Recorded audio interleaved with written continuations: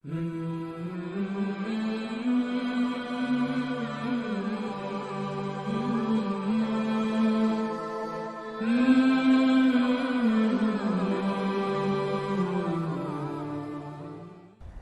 اپنے بچوں کو عزت دو، عزت دو، عزت دو، عزت دو۔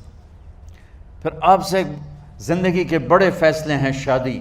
آپ لوگ اکٹھے پڑھتے ہو لڑکے لڑکیاں، اپنی شادی کے فیصلے خود نہ کرو، اپنے ماں باپ کے حوالے کرو۔ اس میں شرافت بھی ہے، اس میں برکت بھی ہے، اس میں رحمت بھی ہے، اور اس میں والدین کی دعائیں بھی ہیں۔ کورٹ میرج کو ہوا نہ دو۔ Boyfriend girlfriend culture ہمارا نہیں ہے۔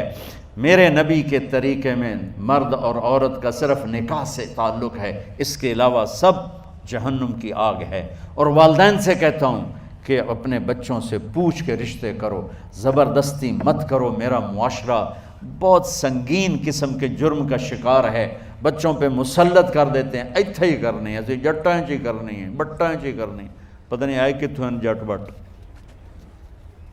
چلو تم ناراض نہ ہو، راجپوتاں چی کرنی، میں راجپوت ہوں، میں اپنی قوم کو بھی رگڑ دیتا ہوں، راجپوتاں چی کرنی، اگاں کرنی ہی کوئی نہیں۔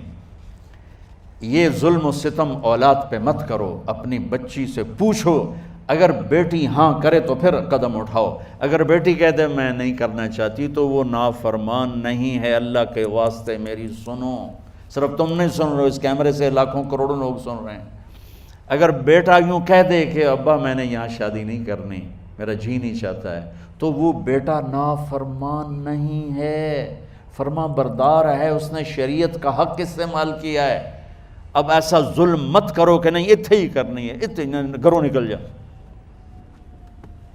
زندگی تم نے تو نہیں گزارنی، زندگی تو بچے نے گزارنی۔ میں قربان جاؤں، ایک حدیث سنو پہلے، پھر اگلی بات سناتا ہوں۔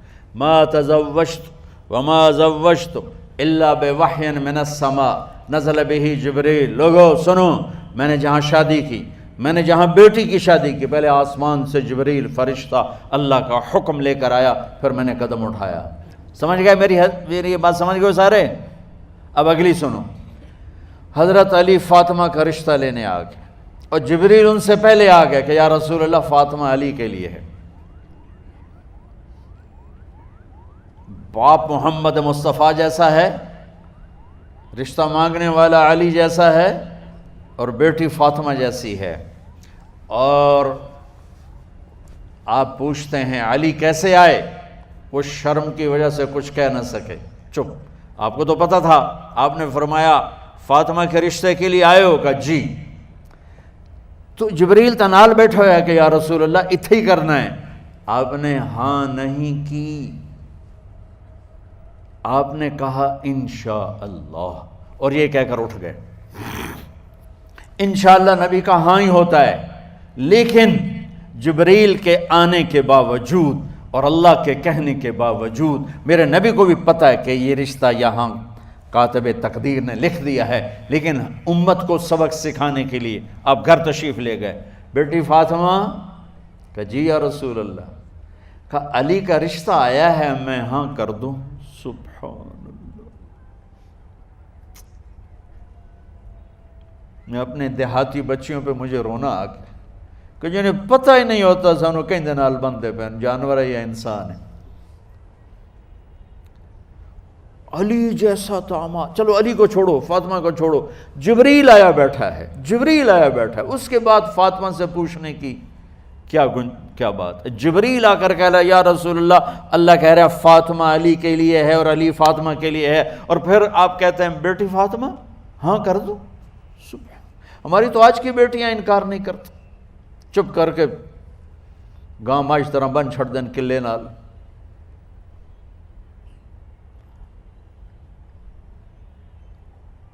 کوئی ان کے اندر کے جذبات کو سننے والا کوئی نہیں ہوتا، اپنی انانیت پر یہ فیصلے کرتے ہیں، اور میرا نبی کہہ رہا ہے بیٹی ہاں کر دو۔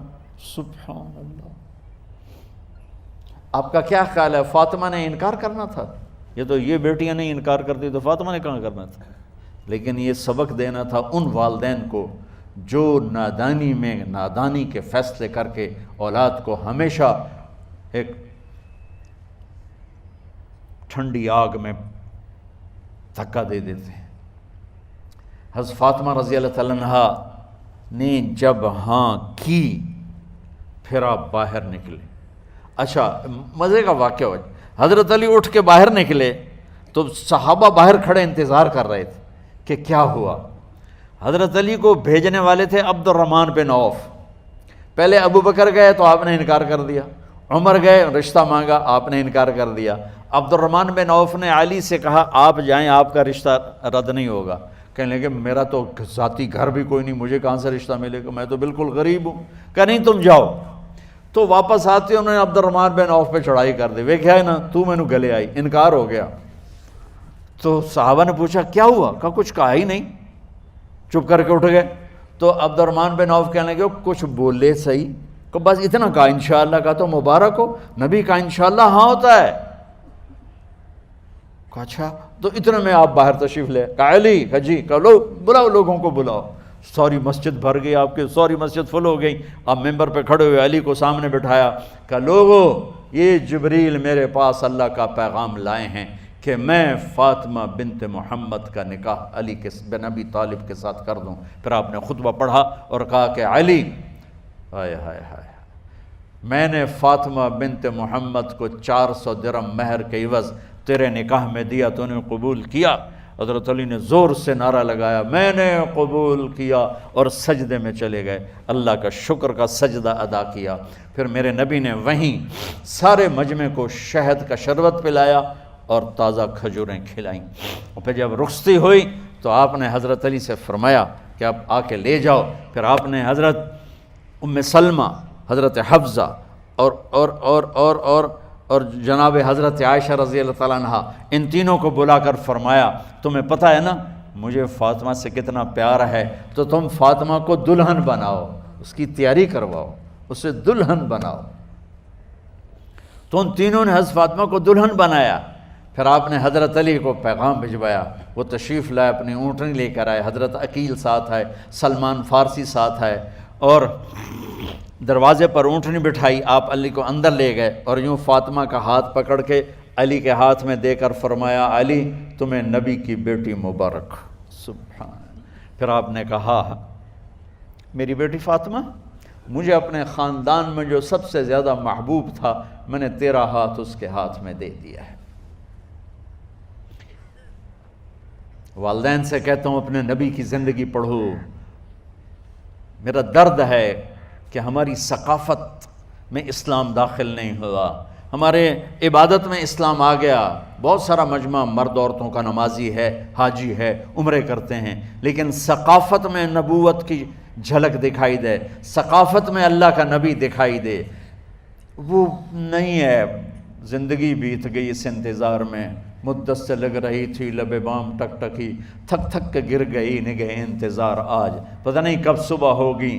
چلو کہتے تو جائیں مجھے ہے اگرچہ بت ہیں جماعت کی آستینوں میں، مجھے ہے حکم اذان لا الہ الا اللہ.